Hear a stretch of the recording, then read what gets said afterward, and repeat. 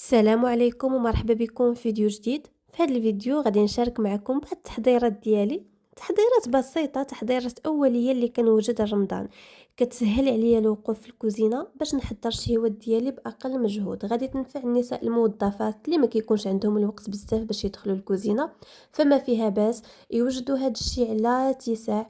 كل نهار يوجدوا حاجه يخبيوها، وفاش غادي يحتاجوها غادي يلقاوها واجده. فنتمنى تتبعوا الفيديو يعجبكم وندوزو للتحضير. غادي نبدا اولا بتحضير لاصوص ديال المطيشه اولا صلصه البيتزا. صلصه البيتزا انا عندي جد مهمه وضروريه تكون في الفريغو ديالي، لحقاش النهار اللي ما كيكونش عندي الوقت اولا هذا فكنجبد ديك لاصوص، كتكون عندي حتى العجينه، وهكا كنوجد وصفه كنحيدها عليا. فكما شفتوا عندي هنا 4 كيلو ديال المطيشه، حيدت لي هذاك الراس الخضر. غادي نوضعها فوق النار تكون متوسطه، غادي نضيف ليها الملح فقط، ما تزيدوش ليها الماء اطلاقا، هي راه غادي تطلق الماء ديالها.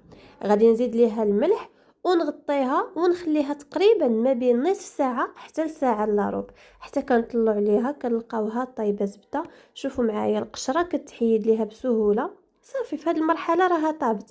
غادي ناخذ بحال هكا واحد البرا ميكسور اولا طحنوها في مولينكس، بقاو ديروا شويه شويه في مولينكس حتى طحنوها بشكل جيد، لحقاش مازال فيها القشور ومازال فيها البذور.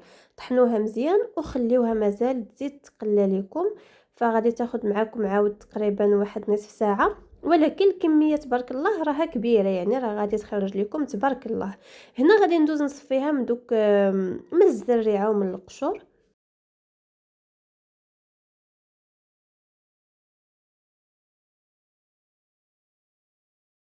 شفتوا معايا شنو كيبقى في الصفايه؟ كيبقاو غير الزرارع والقشور. ها نتوما غادي نعاود نردها الكوكوط. شوفوا معايا هنا تقريبا الكميه ديالها وصلت للنصف فقط، وغادي نضيف ليها التوابل. بالنسبه لهاد 4 كيلو ديال المطيشه، راني درت في الاول ملحه وزيت دابا شويه. غادي ندير معاها معلقه كبيره ديال معلقه صغيره ديال البزار، ومعلقه كبيره ديال البابريكا اولا التحميره. انا عندي هاد المعلقه صغيره، على داكشي شفتوني درت بزاف د المرات. معلقه كبيره ديال التحميره ونص كاس ديال زيت الزيتون.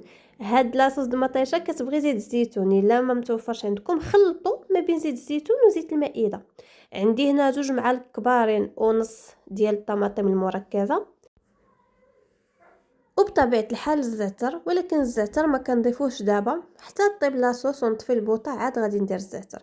غادي نخلط مطيشه مع ديك العناصر، نحاول ندوب عفوا ديك الطماطم المركزه، نردها على البوطه ونخليها تقلى مزيان. هنا راها تقلات، غادي نطفي عليها دابا. غادي نضيف ليها فقط واحد 2 معالق كبارين ديال الزعتر، ونخلط بحال هكا واحد التخليطه خفيفه ونطفي البوطه. هكا كتكون لاصوص ديالنا واجده. شفتوا معايا درت كميه كبيره ووجدت ليا بسهوله. شوفوا لاصوص كيفاش كتجي ما شاء الله. انا بالنسبه للتخزين فكنوضعها في اكياس بلاستيكيه الخاصه بالمجمد، بحال هادو اللي كتشوفوا عندي هنايا، باش كتجيني ساهله الا بغيت نقسمها. كنقسمها بسهوله وكندير الكميه اللي بغيت وكنرد الكميه الاخرى.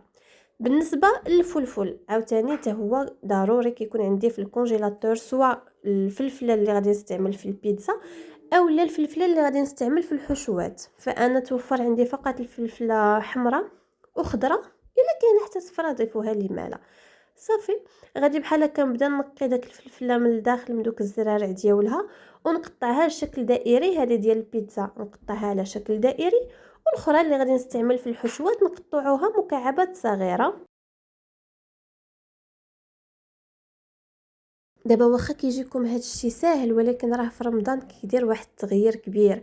فاش كتلقاي العناصر كلشي واجد، الصلصه ديال المطيشه واجده، الفلفله واجده، العجينه ديال البيتزا واجده، فكتجيك لاطاش ساهله باش تحضري داك الوصفه اللي هي البيتزا اولا باش تحضري وصفات اخرى.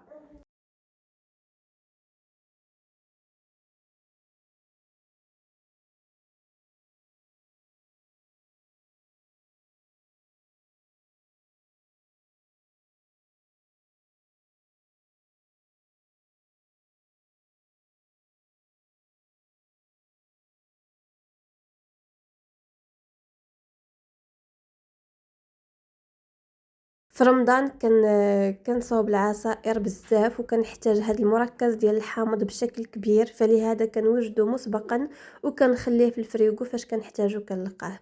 خديت هنايا 2 كيلو ونص ديال الحامض اللي غادي بحال هكا نبشرو. حاولوا تحكوا فقط الجلده الصفراء، ما تدخلوش فيها باش ما تعطيكمش المروريه. وهذا الحامض اللي بقى ليا غادي نقطعوه بحال هكا باش ندوز نعصرو. بالنسبه لهذا الحامض تبارك الله راه رائع. شوفوا معايا الكميه ديال الماء اللي فيه، 2 كيلو ونص ديال الحامض عطاتني يطرو نص ديال العصير تبارك الله. غادي ندوز نعصرو بنفس الطريقه اللي وجدت معكم مركز الحامض. تقدروا توجدوا مركز البرتقال، راه حتى هو انا كنستعملو بزاف ولكن مازال ما حضرتوش، فهذا فقط جزء اول. مازال غادي نزيدكم الجزء الثاني ديال التحضيرات. هنا عندي 400 غرام ديال سكر سنيده، غادي نضيف ليها داك المبشور ديال الحامض اولا الليمون. كنحك بحال هكا القشور مع ديك سنيده باش كتعزز ليا النكهه ديال القشور د الحامض. بالنسبه للسنيده تقدروا تضيفوا حتى ل 600 غرام. انا هاد المركز يعني ما كنديروش حلو لداك الدرجه كثيره. هنا غادي نضيف العصير ديال الحامض على السكر ديالي ونبدا نخلط، نحاول ندوب السكر.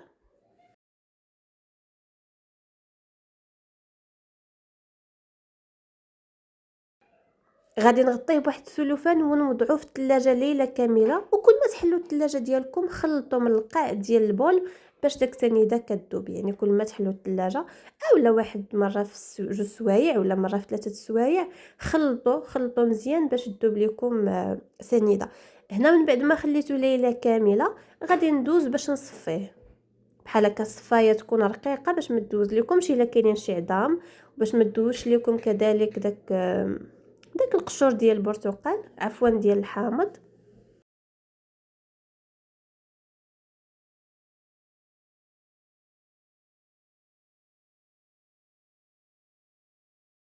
شوفوا هاد القشور تقدروا تخليوهم تحتفظوا بهم، تستعملوهم في الكيك ديالكم اولا في الحلويات، كيبقى لكم الاختيار. صافي هنا غادي نخويه في واحد البواط وغادي نوضعوه في الكونجيلاتور. وفاش غادي نبغيه غادي نستعمل منه معلقه كتكون كافيه في واحد لتر ديال الماء ولا لتر ونص. راه كيجي رائع جدا ونتمنى انكم تجربوه. صافي هنا غادي ندوز كذلك نفزق الحمص. بالنسبه للحمص خذوا الكميه اللي غادي تحتاجوا لها. انا ما كنديرش الحريره يعني بزاف في رمضان، يعني هذه الكميه كافياني رمضان كامل. نفزقها بالليل وفي الصباح نديرها في البلاستيكات ونديرها في الثلاجه. عندي هنا الربيع اولا المعدنوس اولا القزبر اولا الكرافس، يعني داكشي اللي كتستعملوه بزاف خذوه وغسلوه مزيان ونقيوه وخليوه ينشف. يستحسن ينشف ليله كامله باش يعطيكم نتائج جيده. وديروه في الفريغو حتى يجمد. وغادي تطحنوه وغادي تحصلوا على واحد الربيع مطحون مزيان بلا ديك التمره ديال القرد يا ما تقرد. هكا غادي يجيكم ساهل كيكون. الصراحه انا هذه هي الطريقه المعتمده عندي من شحال هذا ديال التقطاع ديال الربيع.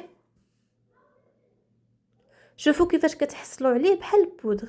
غير هو خليوه ينشف لحقاش الماء غادي يضيعوا لكم. خليوه ينشف ليله كامله فوق واحد الفوطه وفي الصباح ديروه في الثلاجه يجمد. راه كيجمد بسرعه وفاش يجمد خرجوه وطحنوه وهو جامد باش كيتلين لكم على هذا الشكل هذا.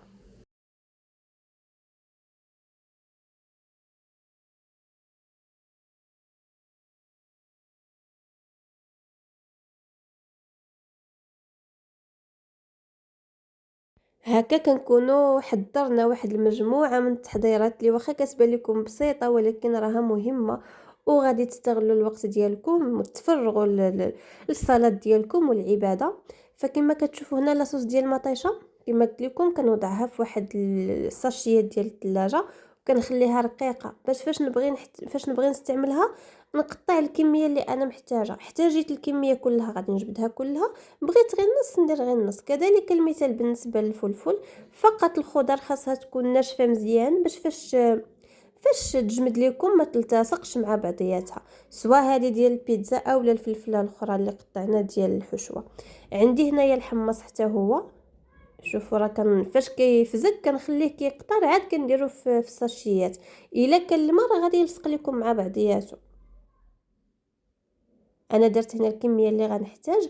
بالنسبه للفرماج حتى هي كذلك استعملوا الكميه اللي غتحتاجوا. عندي هنا الشحمه، كنجيب الشحمه كنطحنها عند الجزار، كنجيبها ناضيه، كنديرها بحال هكا في ساشيات. فاش كنبغي نديرها مسمنات معمرين اولا في شي حشوه كنلقاها واجده. بالنسبه للربيع حتى هو كذلك المثال، كنديروا بحال هكا في واحد لي ساشي ديال الثلاجه. المركز الحامض حتى هو راه واجد. انا هنا راه مازال ما خليتوش جمد مزيان، يلا وضعته ليله في الفريغو، يعني مازال خصو شويه الوقت باش يجمد. كيجي رائع الصراحه، رائع جدا. نتمنى انكم حتى هو تستعملوه وتبقاو تحضروا به العصائر ديالكم.